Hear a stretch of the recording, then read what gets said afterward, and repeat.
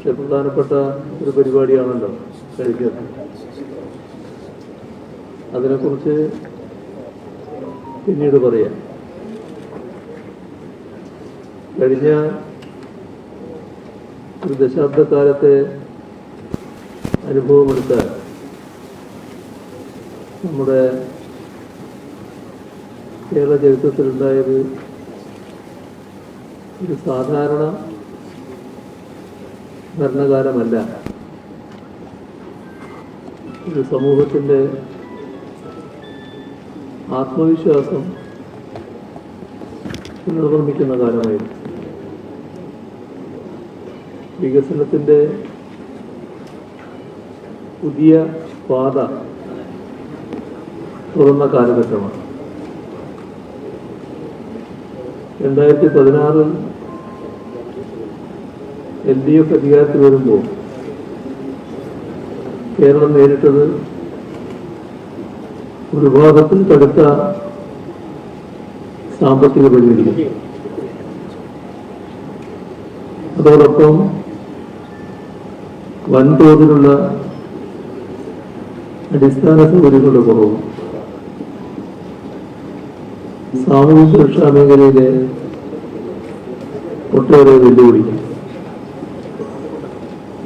ഇതെല്ലാം നിലനിന്ന ഘട്ടമായിരുന്നുണ്ട്.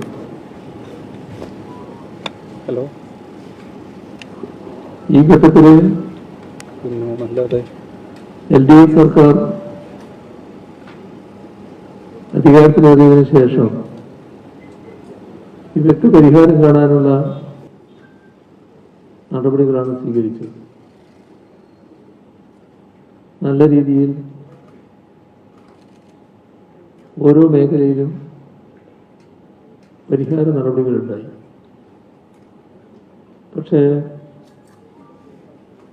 നമുക്ക് മറ്റൊട്ടേറെ പ്രതിസന്ധികൾ ഈ കാലയളവിൽ നേരിടേണ്ടി വന്നു. അതാണ് 2018 നൂറ്റാണ്ടിലെ മഹാപ്രളയം, അടുത്ത വർഷം ഉണ്ടായ അതിരൂക്ഷമായ കാലവർഷക്കെടുതി, തൊട്ടു പിന്നാലെ വന്ന കോവിഡ് മഹാമാരി, അതിനെല്ലാം മുൻപ് പൂക്കിയും നിപ്പയും, ഇതെല്ലാം നമ്മുടെ സംസ്ഥാനത്തിന് നേരിടേണ്ടി വന്ന കടുത്ത വെല്ലുവിളികളായിരുന്നു. എന്നാൽ ഈ എല്ലാ വെല്ലുവിളികളെയും മറികടക്കാൻ നമുക്കായി. കേരളത്തിന് നല്ല രീതിയിൽ മുന്നേറാനായി. ഇത് കൃത്യമായ ദിശാബോധത്തിൻ്റെ അടിസ്ഥാനത്തിലാണ് സംഭവിച്ചത്. LDFന് ഉള്ള രാഷ്ട്രീയ ദർശനം, അതോടൊപ്പം തന്നെ സംസ്ഥാനത്തിൻ്റെ കാര്യത്തിലുള്ള വ്യക്തമായ ദിശാബോധം, അതാണ് നമ്മുടെ സംസ്ഥാനത്ത് മാറ്റങ്ങൾ ഉണ്ടാക്കുന്നതിന് ഇടയാക്കി. വികസനം മനുഷ്യകേന്ദ്രീകൃതമാണ്. നല്ല രീതിയിൽ എല്ലാ വിഭാഗത്തെയും ചേർത്ത് പിടിക്കുന്നതുമാണ്. നമ്മുടെ വികസനത്തെക്കുറിച്ച് LDF ആദ്യമേ തന്നെ പറഞ്ഞിരുന്നത് സാമൂഹ്യനിരധിഷ്ഠിതമായ വികസനമെന്നാണ്. അതേസമയം സർവതല സ്പർശിയായിരിക്കും. ഇതിൻ്റെ ഭാഗമായി സാമൂഹ്യനീതിയും സാമ്പത്തിക പുരോഗതിയും കൈകോർക്കേണ്ടതായിട്ടുണ്ട്. നമ്മുടെ പല സംസ്ഥാനങ്ങളിലും ജനക്ഷേമവും വികസനവും തമ്മിലൊക്കെ ചില വൈരുദ്ധ്യങ്ങൾ കാണാൻ കഴിയും. എന്നാൽ നമുക്ക് രണ്ടും ഒരുമിച്ച് മുന്നോട്ട് കൊണ്ടുപോകാൻ കഴിഞ്ഞു എന്നതാണ് ഇവിടുത്തെ അനുഭവം. ഒരു പ്രത്യേകത സ്ത്രീ ശാക്തീകരണ കാര്യത്തിലാണ്. ഈ ദശാബ്ദത്തിൻ്റെ പ്രത്യേക നേട്ടമായി തന്നെ അത് ചൂണ്ടിക്കാണിക്കാൻ പറ്റും. കുടുംബശ്രീയുടെ ശക്തിയിൽ സ്ത്രീകൾ സാമൂഹികവും സാമ്പത്തികവുമായി മുന്നേറുകയുണ്ടായി. സ്ത്രീകളുടെ തൊഴിൽ പങ്കാളിത്തം 2017-18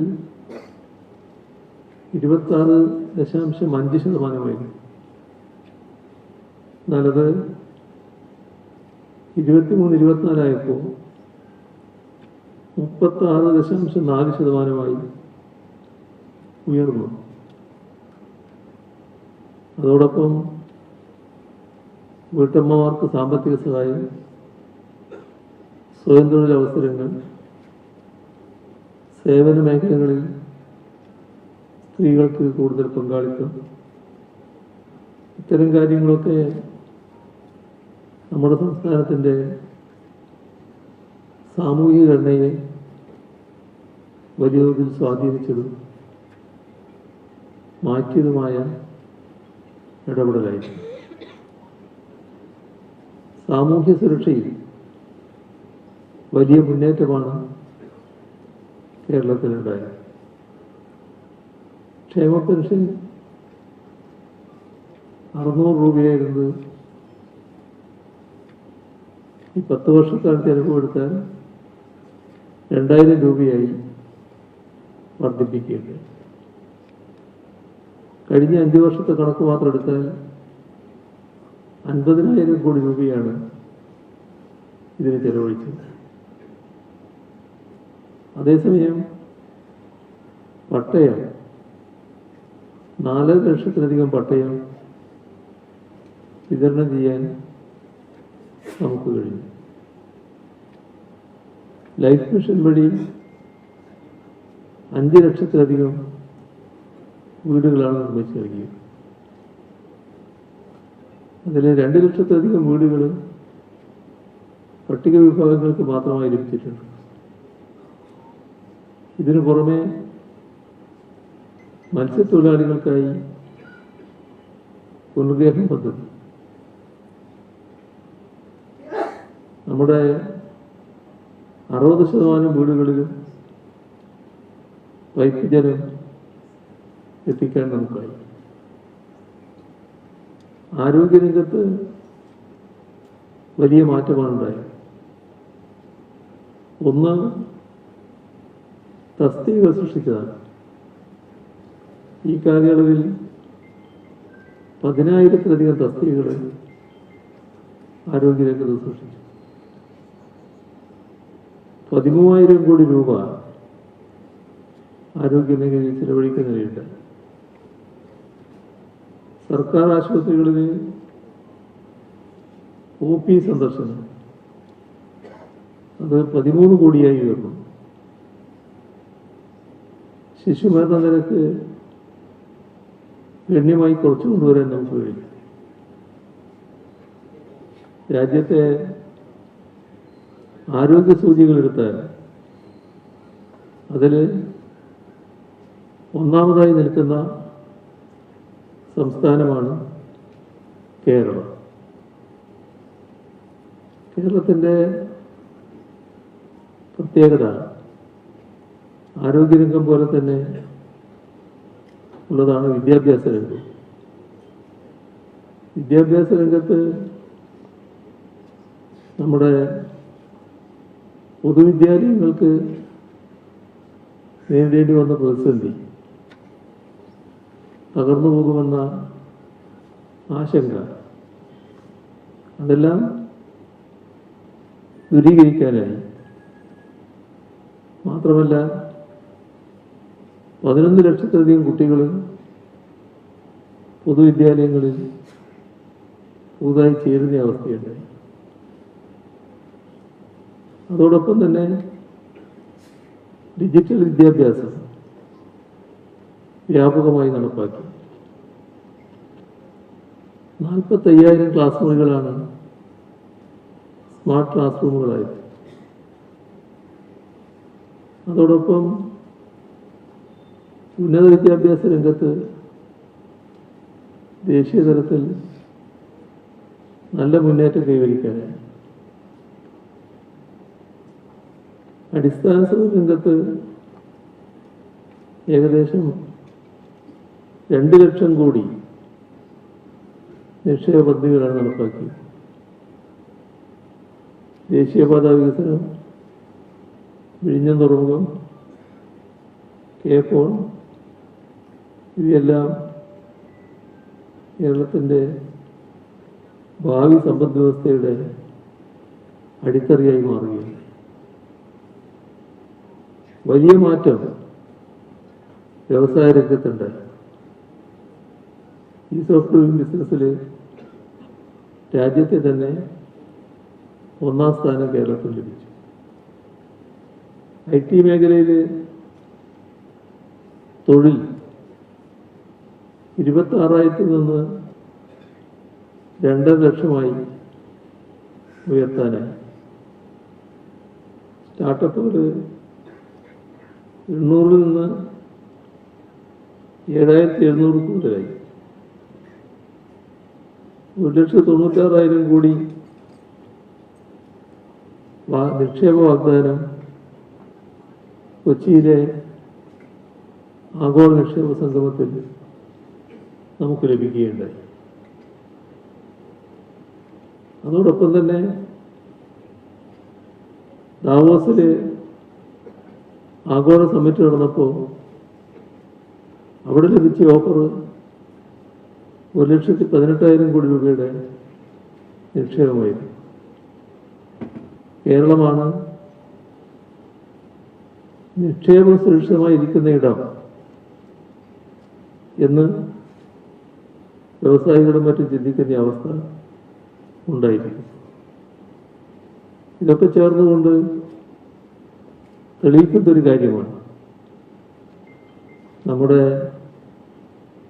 LDF ഭരണത്തിൽ പൊതുവെ വളർന്നു വന്ന വിശ്വാസ്യത. എന്താണോ ജനങ്ങളോട് പറയുന്നത് അത് ചെയ്യുന്ന നില എല്ലാവരും പൊതുവെ അംഗീകരിക്കപ്പെട്ടു.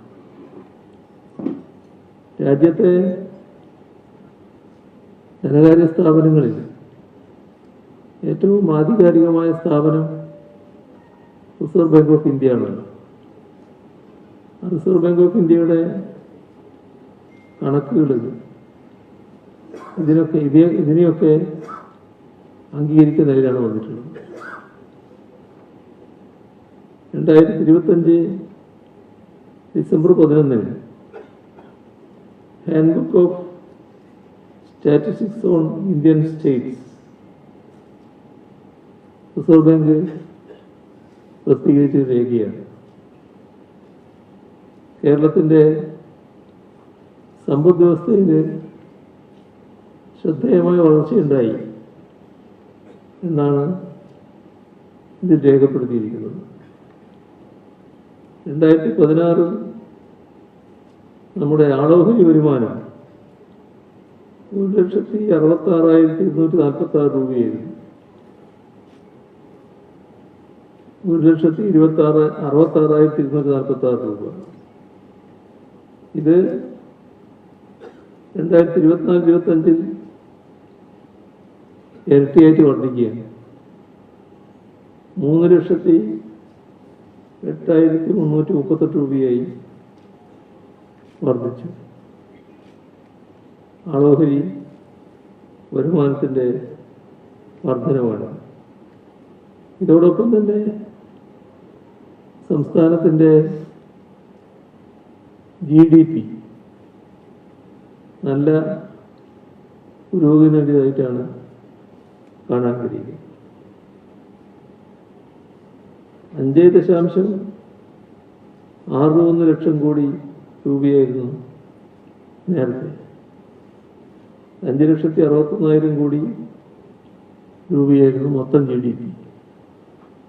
അതിൽ നിന്ന് നമ്മൾ ഇപ്പോൾ എത്തിയത് 12,48,000 കോടി രൂപയായിട്ടാണ്. അപ്പോൾ സാമ്പത്തിക അടിത്തറ ശക്തമായ രീതിയിൽ വികസിപ്പിക്കാൻ കേരളത്തിന് കഴിഞ്ഞിരിക്കുന്നു. ഇത് സാമ്പത്തിക അടിത്തറ ശക്തമായ രീതിയിൽ വികസിച്ചതിൻ്റെ തെളിവ് കൂടിയാണ്. ഇത് മാത്രമല്ല, വ്യവസായ മേഖലയിലെ മൂല്യവർദ്ധനവ് ഇരട്ടിയിലധികമായി. 2,67,000 കോടി രൂപയായിട്ട് ഇപ്പോൾ എത്തിക്കഴിഞ്ഞു.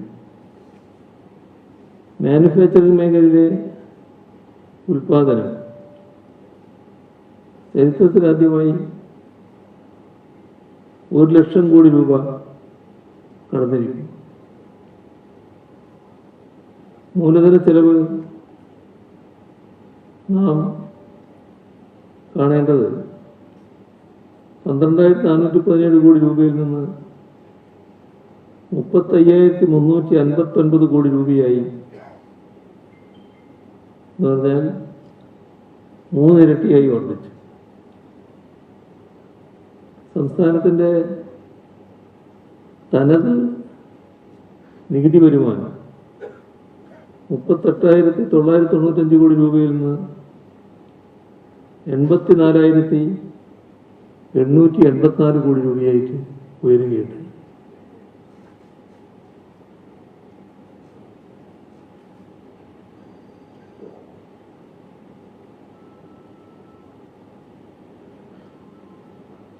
ഒന്നുകൂടി ആവർത്തിച്ച് ഞാൻ പറയാം, റിസർവ് ബാങ്ക് പ്രസിദ്ധീകരിച്ച കണക്കാണ്.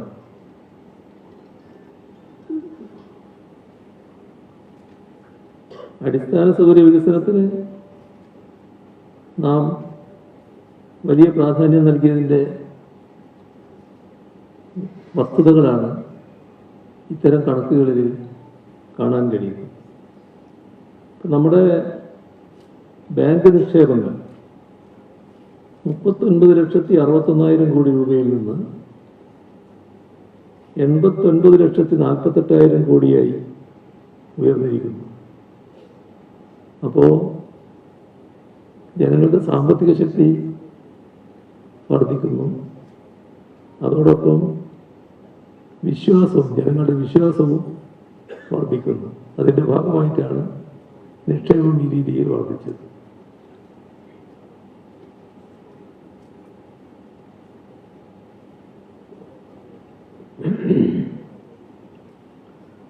ഈ നേട്ടങ്ങൾ ഒരു സംസ്ഥാനത്തെ സംബന്ധിച്ചിടത്തോളം വളരെ ഭദ്രമായിട്ടുള്ള കാര്യമാണ്. ഈ നേട്ടങ്ങളിൽ ഊന്നി നിന്നുകൊണ്ട് കേരളത്തിൻ്റെ ഭാവിയെ നിർണയിക്കുന്ന പുതിയ കാര്യങ്ങൾ അവതരിപ്പിക്കലാണ് വേണ്ടത്. അതിൻ്റെ ഭാഗമാണ് ഈ തെരഞ്ഞെടുപ്പിൽ അംഗീകരിച്ച പ്രകടന പത്രിക തയ്യാറാക്കുന്നതിന് വേണ്ടി വിവിധ രൂപത്തിലുള്ള ജനകീയ സംവാദങ്ങൾ നടന്നിട്ടുണ്ട്. വിവിധ വിഭാഗം ജനങ്ങളുമായി നേരിട്ട് നടത്തിയ സംവാദങ്ങളുണ്ട്. അതോടൊപ്പം തന്നെ കേരള വികസന ജാഥകൾ, അതിൻ്റെ ഭാഗമായി ജില്ലകളിൽ നടത്തിയ ചർച്ചകളുണ്ട്. സംഘടിപ്പിച്ച അന്താരാഷ്ട്ര കേരള പഠന കോൺഗ്രസിലെ ചർച്ചകളുണ്ട്. CH ചിദംബരം ഫൗണ്ടേഷൻ നടത്തിയ വികസന കോൺക്ലേവ് ഉണ്ട്. സംസ്ഥാന ആസൂത്രണ ബോർഡ് സംഘടിപ്പിച്ച വിഷൻ 2031 സമ്മേളനങ്ങളുണ്ട്. LDFിൻ്റെ ഘടകകക്ഷികൾ തയ്യാറാക്കിയ രേഖകളുണ്ട്.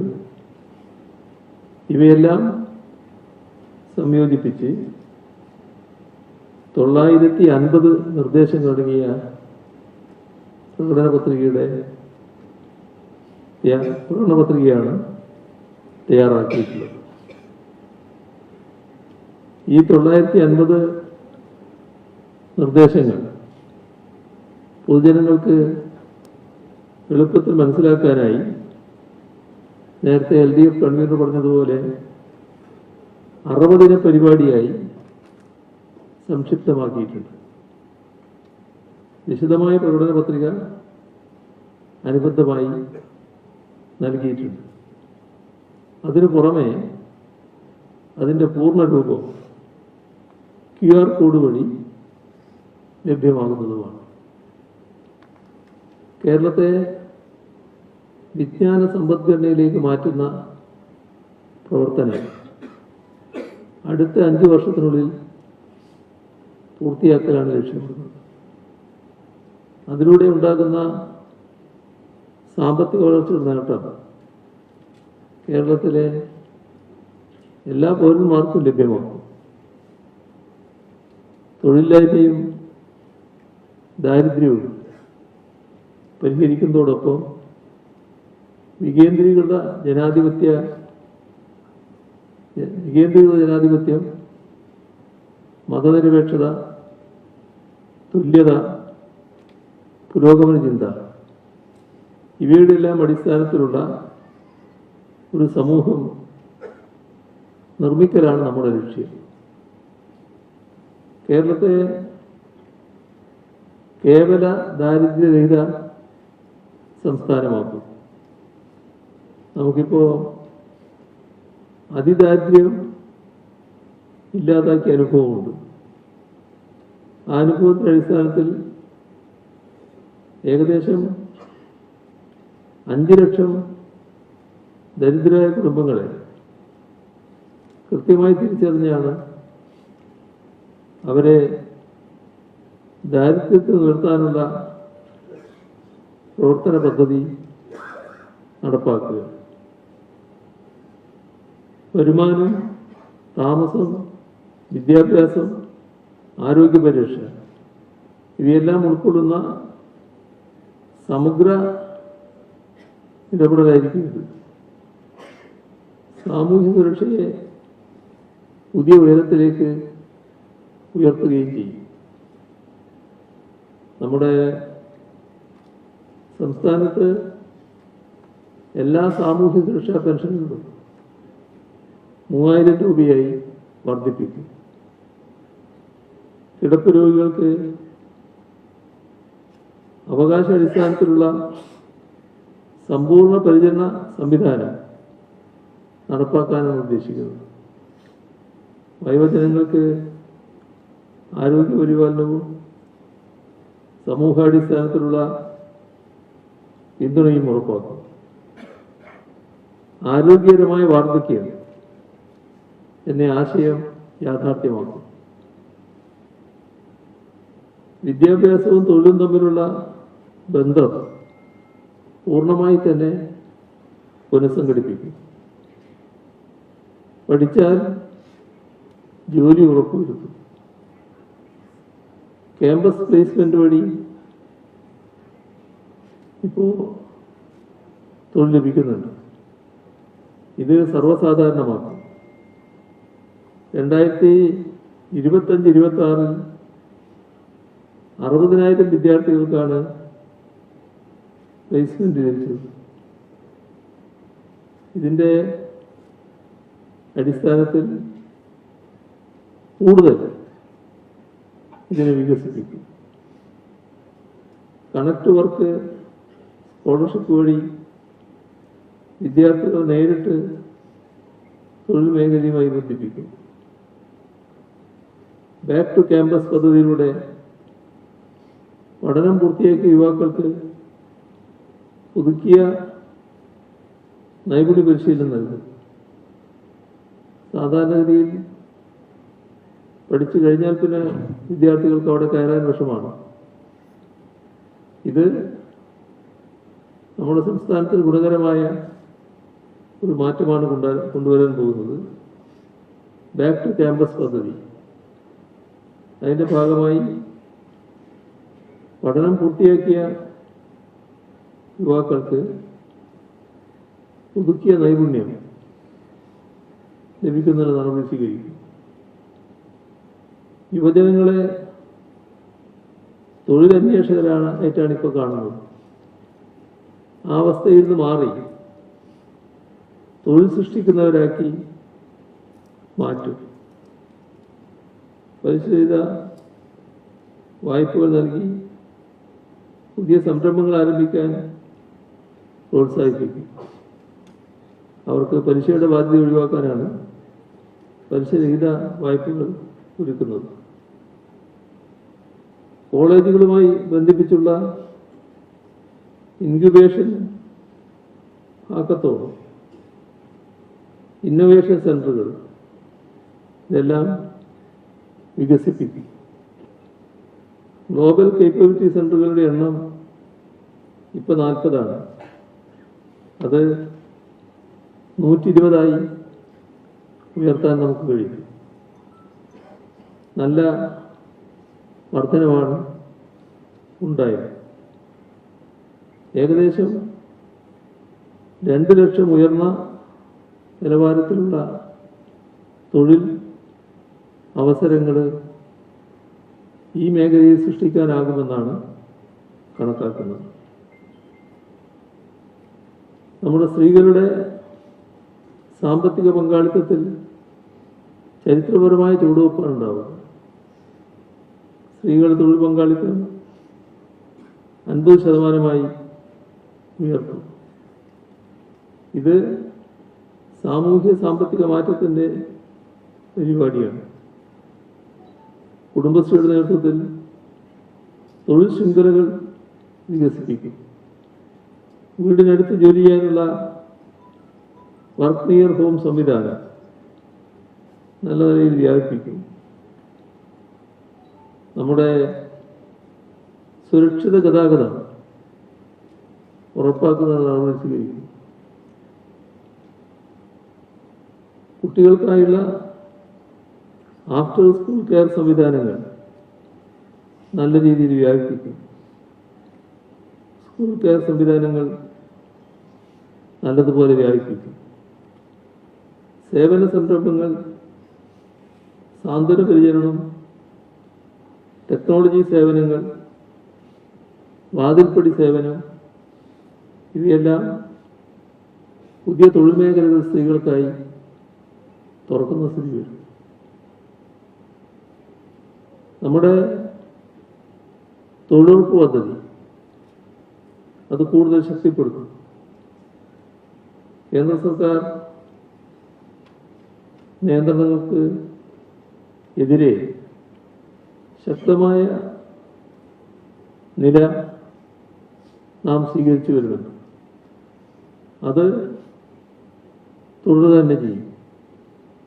ആവശ്യമായ സംസ്ഥാന വിഭവങ്ങൾ ഉപയോഗിച്ച് തൊഴിൽ ദിനങ്ങൾ വർദ്ധിപ്പിക്കുന്ന നടപടികൾ സ്വീകരിക്കും.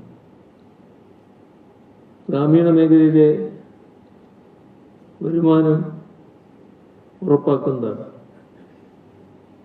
വ്യവസായവൽക്കരണത്തിന് പുതിയ വേഗം നൽകും. 2015-16 10.14% മാനുഫാക്ചറിംഗ് മേഖല. 2024-25 13% ഉയർന്നു. 2031 ഇത് 13 നിന്ന് 16% ഉയർത്താനാകുമെന്നാണ് പ്രതീക്ഷിക്കുന്നത്.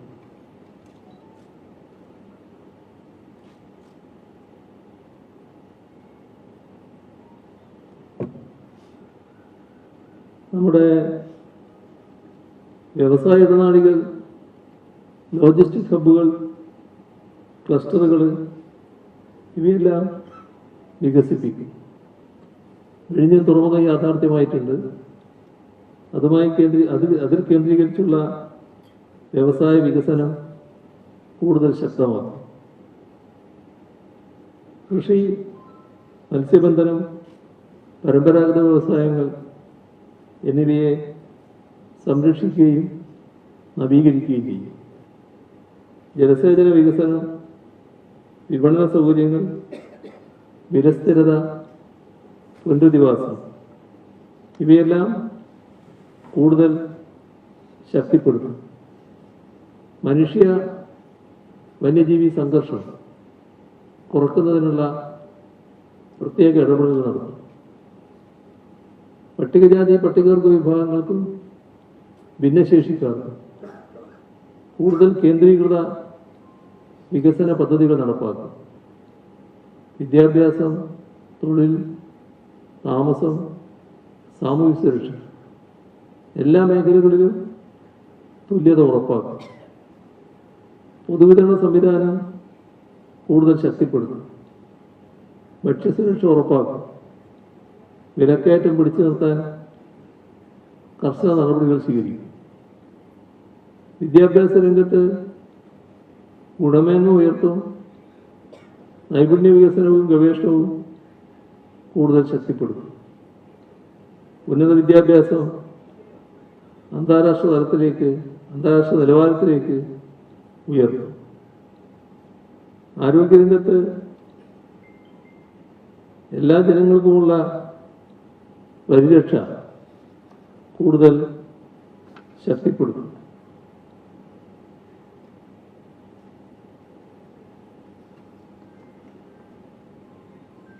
നമ്മുടെ സംസ്ഥാനത്ത് മികച്ച ആരോഗ്യ സംരക്ഷണം മുതൽ ഉയർന്ന ചികിത്സ വരെ സർക്കാർ സംവിധാനത്തിലൂടെ ലഭ്യമാക്കുന്നതിനുള്ള നടപടികൾ സ്വീകരിക്കും. അടിസ്ഥാന സൗകര്യ വികസനം ഇപ്പോൾ നല്ല നിലയിലായിട്ടുണ്ട്. അത് അടുത്ത ഘട്ടത്തിലേക്ക് കടക്കും. റോഡുകൾ, വൈദ്യുതി, ജലം, ഡിജിറ്റൽ കണക്ടിവിറ്റി ഇവയെല്ലാം കൂടുതൽ ശക്തിപ്പെടുത്തും. K-ഫോൺ പോലുള്ള പദ്ധതികൾ വഴി ഡിജിറ്റൽ ഉൾക്കൊള്ളൽ ഉറപ്പാക്കും. ടൂറിസം, IT, സ്റ്റാർട്ടപ്പ് മേഖലകളിൽ കൂടുതൽ വളർച്ച ഉറപ്പാക്കും. കേരളത്തെ വിജ്ഞാന സമ്പദ്ഘടനയാക്കി മാറ്റുന്നതിനുള്ള അടിത്തറ കൂടുതൽ ശക്തമാക്കും. പരിസ്ഥിതി സംരക്ഷണവും വികസനവും തമ്മിൽ സന്തുലിത സമീപനം സ്വീകരിക്കും. ദുരന്ത നിവാരണ സംവിധാനങ്ങൾ കൂടുതൽ ശക്തിപ്പെടുത്തും. കാലാവസ്ഥാ വ്യതിയാനത്തെ നേരിടുന്നതിനുള്ള പ്രവർത്തനങ്ങൾ ശക്തമാക്കും. പ്രവാസികളുടെ ക്ഷേമത്തിനും പുനരധിവാസത്തിനും കൂടുതൽ ശക്തമായ ഇടപെടലുകൾ നടത്തും. അവരുടെ സാമ്പത്തിക പങ്കാളിത്തം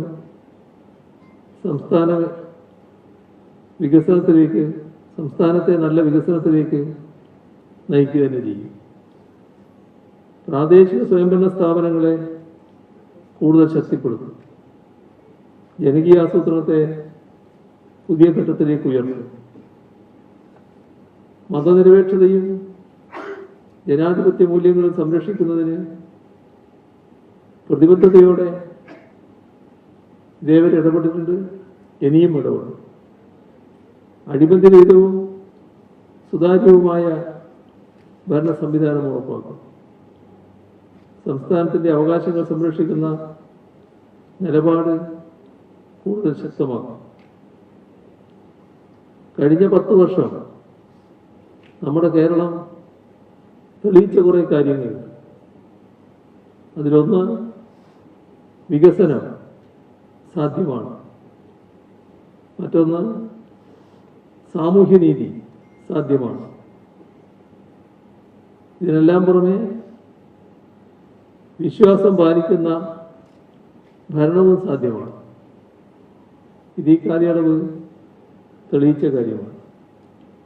ഇനി മുന്നിലുള്ളത് കൂടുതൽ വളർച്ച നേടുക, ഇതിനെ പൂർണ്ണതയിലേക്ക് എത്തിക്കുക എന്നുള്ളതാണ്. ഇതൊരു സാധാരണ തെരഞ്ഞെടുപ്പായി കണ്ടാൽ പോരാ, നിർണായകമായ ഒരു തെരഞ്ഞെടുപ്പാണ്. കേരളത്തിൻ്റെ ജനങ്ങളെ ചേർത്ത് പിടിച്ചാണ് ഞങ്ങൾ മുന്നോട്ട് പോയിട്ടുള്ളത്. എല്ലാ കാലത്തും ജനങ്ങളെ വിശ്വാസം എടുത്തുകൊണ്ടാണ് മുന്നോട്ട് പോയത്. ജനങ്ങൾ ഞങ്ങളെയും വിശ്വസിച്ചിട്ടുണ്ട്. ആ വഴിക്ക് തന്നെയാണ് ഇപ്പോഴും LDF സഞ്ചരിക്കുന്നത്. ജനങ്ങളുടെ അതേ വഴിക്ക് തന്നെ. അതുകൊണ്ട് തന്നെ LDFന് ഒരു തരത്തിലുള്ള ആശങ്കയുമില്ല.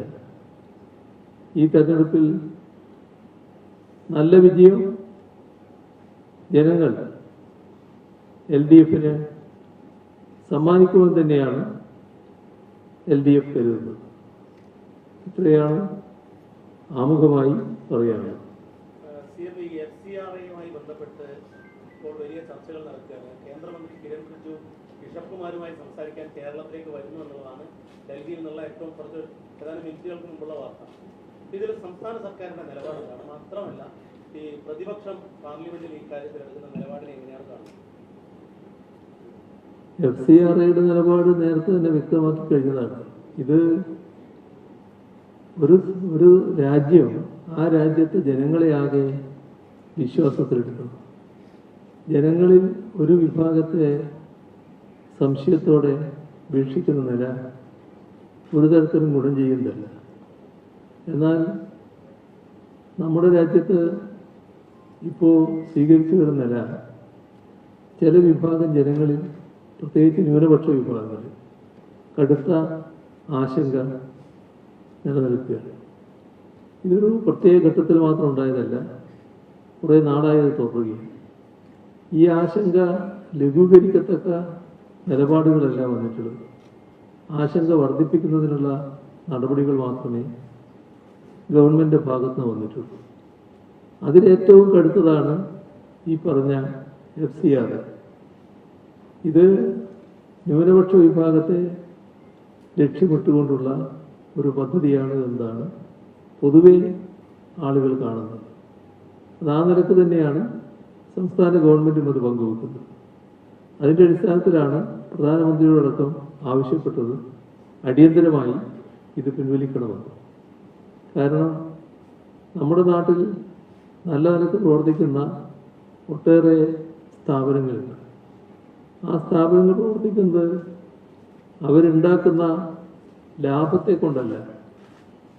അത്തരം പ്രവർത്തനങ്ങൾ നടത്തുന്നതിന് ആവശ്യമായ സഹായം പല വഴിക്ക് അവർക്ക് ലഭിക്കുന്നുണ്ട്. അതോടൊപ്പം തന്നെ അവരുടെ സ്വന്തം ആളുകൾ പല സ്ഥലത്ത് ജോലി ചെയ്ത് നൽകുന്ന സംഭാവനകളുമുണ്ട്. ഇതിനെല്ലാം വല്ലാത്തൊരു ചിത്രം ചാർത്തി അതിനെ തകർക്കാനുള്ള നീക്കങ്ങളാണ് നടക്കുന്നത്. ഒരു കണക്ക് കൊടുക്കാൻ വൈകിപ്പോയാൽ ഒരു സ്ഥാപനം അടച്ചുപൂട്ടുകയും തങ്ങളുടെ കയ്യിലേക്ക് എടുക്കുകയും ഗവൺമെൻറ് കയ്യിലേക്ക് എടുക്കുകയും ചെയ്യുന്നത് എന്തൊരു നീതിയാണ്. അപ്പോൾ നീതികേടാണ് ഇവിടെ നടക്കുന്നത്. നമ്മുടെ രാജ്യത്തെ ക്രൈസ്തവ മതാധ്യക്ഷന്മാർ പലരും ഇതിനെതിരെ ശക്തമായ വികാരം രേഖപ്പെടുത്തി കഴിഞ്ഞിട്ടുണ്ട്. ഞങ്ങളും സംസ്ഥാന ഗവൺമെൻറ് എന്ന നിലക്ക് ഈ കാര്യത്തിലുള്ള വികാരം അറിയിച്ചിട്ടുണ്ട്. പ്രധാനമന്ത്രിക്ക് കത്തയച്ചിട്ടുണ്ട്. അടിയന്തരമായി ഇത് പിൻവലിക്കണം എന്ന് തന്നെയാണ് സംസ്ഥാന സർക്കാരിൻ്റെ ആവശ്യം. ഏതായാലും നമ്മുടെ നാടിന്, നമ്മുടെ രാജ്യത്തിന് അപകടമുണ്ടാക്കുന്ന ഇത്തരം നീക്കങ്ങൾ ഗുണകരമായിട്ടുള്ളതല്ല.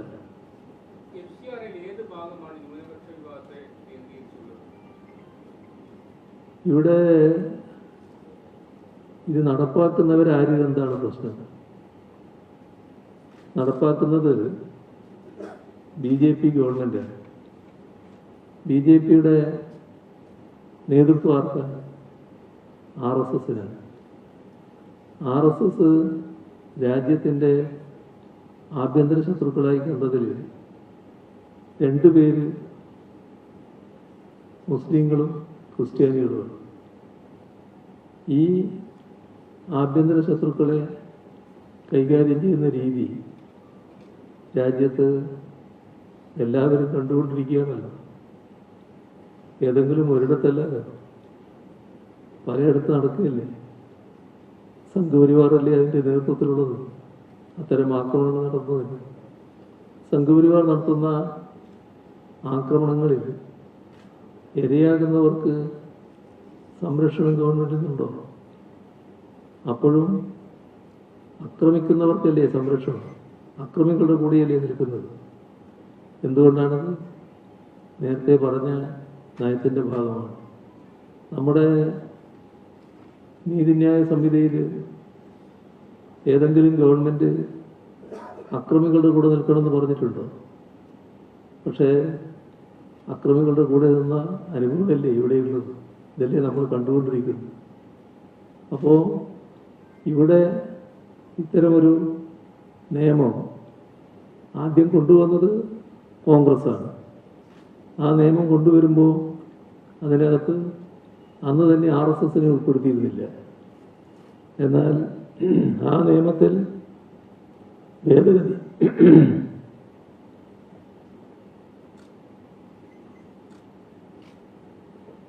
ഭേദഗതി വരുത്തി വലിയ തോതിൽ ന്യൂനപക്ഷങ്ങളെ ടാർഗറ്റ് ചെയ്യാനാണ് ഇപ്പോൾ പുറപ്പെട്ടിട്ടുള്ളത്. അതിലാണ് എല്ലാവരും ആശങ്ക പ്രകടിപ്പിച്ചിട്ടുള്ളത്. ഒരു സ്ഥാപനം കണക്ക് കൊടുക്കാൻ വൈകിപ്പോയാൽ ആ സ്ഥാപനം പിടിച്ചെടുക്കുകയും അത് തങ്ങളുടെ പരിധിയിലാക്കുകയും ചെയ്യുക എന്നത് എന്തൊരു നീതിയാണ്. അപ്പോൾ രാജ്യത്തിൻ്റെ അനുഭവം, ന്യൂനപക്ഷങ്ങൾക്കുള്ള അനുഭവം, അതിൻ്റെ അടിസ്ഥാനത്തിലാണ് ഈ ഭീതി ഉയർന്നു വന്നിട്ടുള്ളത്. അതൊരു അടിസ്ഥാനരഹിതമായ ഭീതിയാണെന്ന് പറയാൻ പറ്റില്ല. ഞങ്ങളെല്ലാം കാണുന്നത് അത് അടിസ്ഥാനമുള്ള ഭീതിയാണെന്ന് തന്നെയാണ്.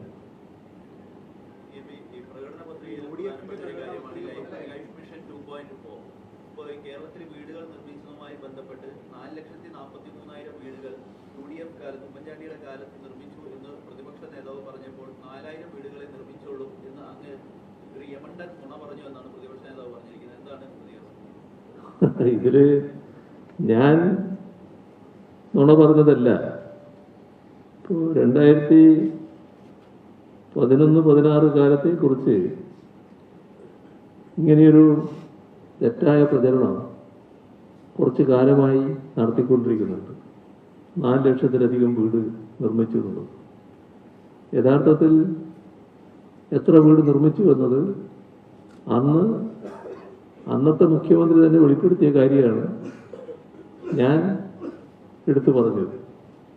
ഇവിടെ ഏതെങ്കിലും കണക്കിൽ ഔദ്യോഗികമായി അംഗീകരിച്ചതോ നാടിൻ്റെ അനുഭവത്തിൽ എവിടെയെങ്കിലും കാണാൻ കഴിയുന്നതല്ല ഈ 4 ലക്ഷം. നമ്മുടെ നാട്ടിലെല്ലാവരും ജീവിക്കുകയാണല്ലോ.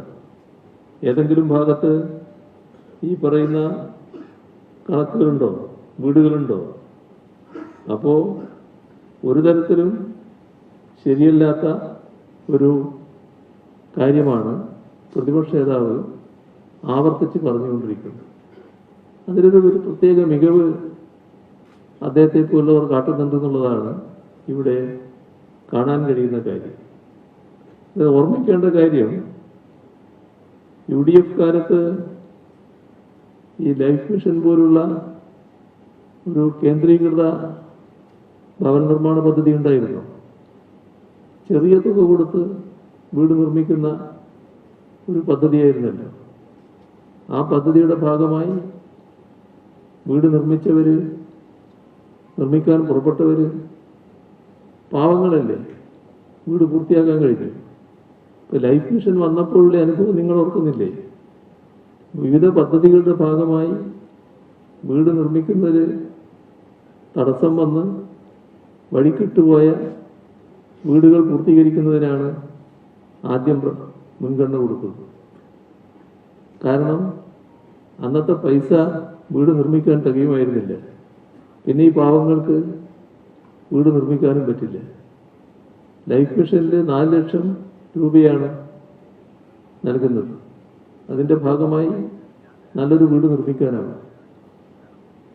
പുതിയ പദ്ധതി വന്നപ്പോൾ പഴയ കണക്ക് ഏതായാലും വീട് നിർമ്മിക്കുന്നതിനാവശ്യമായ ഏത് ലെവൽ വരെ എത്തിയോ അത് കഴിച്ച് ബാക്കിയുള്ള 4 ലക്ഷത്തിൻ്റെ ബാക്കി വരുന്ന എത്രയാണോ അത് കൊടുക്കുക എന്നുള്ള നിലപാടാണ് ആ ലൈഫ് മിഷൻ പദ്ധതിയിലെടുത്തത്. ഇവിടെ നമ്മൾ കാണേണ്ടത് അന്ന് 2016 ഉമ്മൻചാണ്ടിയുടെ ഗവൺമെൻറ്റിൻ്റെ അവസാന കാലമാണല്ലോ 2016.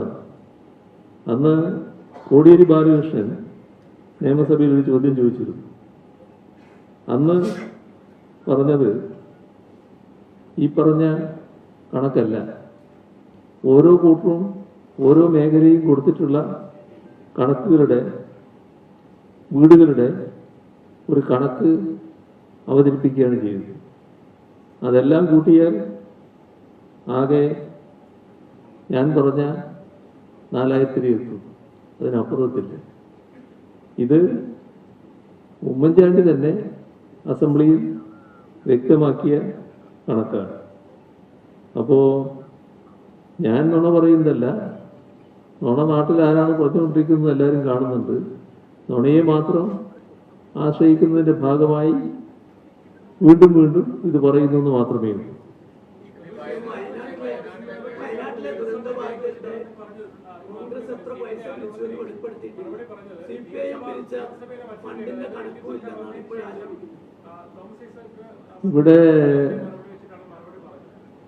ഇവിടെ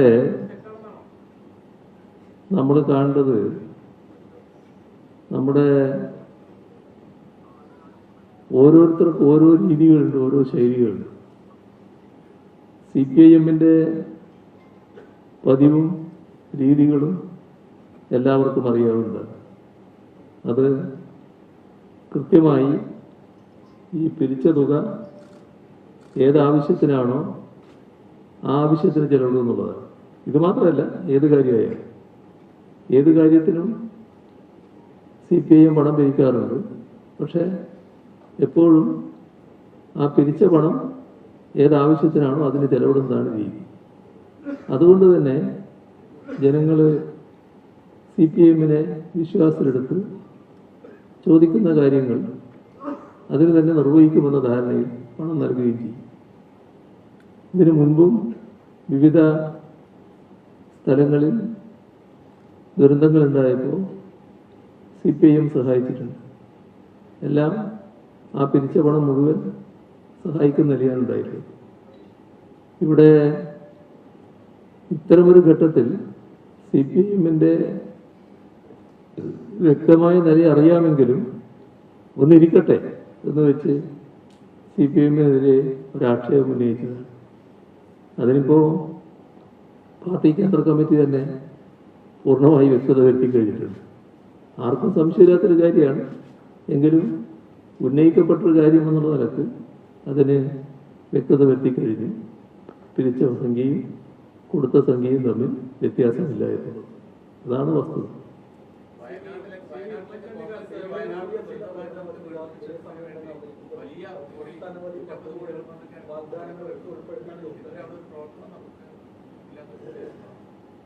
അല്ല, അതൊക്കെ ഇപ്പം എല്ലാവർക്കും അറിയാവുന്ന കാര്യമല്ലേ. നമ്മുടെ വയനാട് ദുരന്തത്തിൻ്റെ ഭാഗമായി അവിടെ വീടുകൾ നിർമ്മിച്ച് നൽകുക എന്നുള്ളത് നമ്മളെല്ലാവരും കണ്ട കാര്യമാണ്. അതിൽ അവരോടാണ് ആദ്യം ചോദിച്ചത്, എങ്ങനെയാണ് നിങ്ങളുടെ പുനരധിവാസം വേണ്ടത്, സർക്കാർ ചോദിച്ചത്. അപ്പോൾ അവർ പറഞ്ഞു, ഞങ്ങളെല്ലാവരും ഒരു കുടുംബം പോലെ കഴിഞ്ഞവരാണ്. നിങ്ങൾ പുനരധിവാസത്തിൻ്റെ ഭാഗമായി സഹായം തന്നാൽ ഞങ്ങൾ ഓരോ കൊമ്പത്തായി പോകും. ഞങ്ങളെല്ലാവരും കൂടി ഒരിടത്ത് താമസിക്കാനുള്ള സൗകര്യം ഉണ്ടാക്കണം. അങ്ങനെയാണ് ടൗൺഷിപ്പിൻ്റെ ആലോചന നടന്നത്. അവർ നല്ല രീതിയിൽ സ്വാഗതം ചെയ്തു.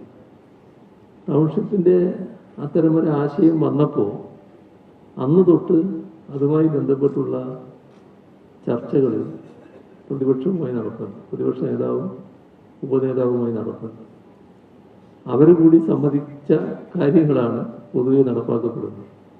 അന്ന് കണ്ടത് സ്ഥലമെടുക്കുക, വീട് നിർമ്മിക്കുക, വീട് ഏകീകൃത രൂപത്തിലാവുക, ആ വീടിന് ഇപ്പോൾ വീടിൻ്റെ ഓഫർ നൽകിയവർ കുറേ ആൾക്കാരുണ്ട്. അവരോട് പണം വാങ്ങുക, അവരിൽ നിന്ന് ഒരു വീടിൻ്റെ പണം കണക്കാക്കി ആ പണം വാങ്ങുക, വീട് ഏകീകൃത രൂപത്തിൽ നിർമ്മിക്കുക. ഇതൊക്കെ ധാരണയായ കാര്യമാണ്. പക്ഷേ അന്ന് തന്നെ ഓരോരുത്തരുടെയും രീതിയും ശീലവും ഒക്കെ എല്ലാവർക്കും അറിയാമല്ലോ. അതുകൊണ്ട് ചില സംശയങ്ങളുണ്ടായിരുന്നു. ഈ ഇത്ര വീട് തരാമെന്നൊക്കെ പറയുമ്പോൾ ചിലർ ആ വീട് തരുമോ, അതിന് പൈസ തരുമോ എന്നുള്ളത്. അതുകൊണ്ട് ഒരു കാര്യം വ്യക്തമാക്കിയിരുന്നു, ഈ ആര് പൈസ തന്നാലും തന്നില്ലെങ്കിലും ഈ കുടുംബങ്ങൾക്ക് വീട് നിർമ്മിച്ച് നൽകുക എന്നുള്ളത് സർക്കാരിൻ്റെ ബാധ്യതയാണ്. അത് സർക്കാർ നിറവേറ്റുക തന്നെ ചെയ്യും. അതാണ് സർക്കാർ ഇപ്പോൾ ചെയ്തത്. ഈ വാഗ്ദത്വത്തിൽ നിന്ന് പലരും പിൻവാങ്ങി. അപ്പോൾ ചിലരെങ്കിലും കരുതിയിട്ടുണ്ടാകും അവരുടെ കയ്യിൽ കാശുണ്ട് എന്നുള്ളത്. എന്നാൽ കാശില്ലാന്ന് ഇപ്പോൾ വ്യക്തമായില്ല. എവിടെയും കാശില്ലാന്നല്ലേ വന്നത്. കണക്ക് എവിടെയെന്ന് ചോദിക്കുമ്പോൾ ആ കണക്ക് പറയാനില്ല. ഇപ്പോഴും വ്യക്തത വരുന്നില്ല. എവിടെയും ആ പണമില്ലാതെ. അപ്പോൾ അതൊരു ഇതുപോലൊരു കാര്യത്തിൽ അതീവ ഗൗരവമായി കാണേണ്ട കാര്യമാണ്. ഇപ്പം മാത്രമല്ല, നാളെയും അത് ഗൗരവമായി കാണേണ്ടതാണ്.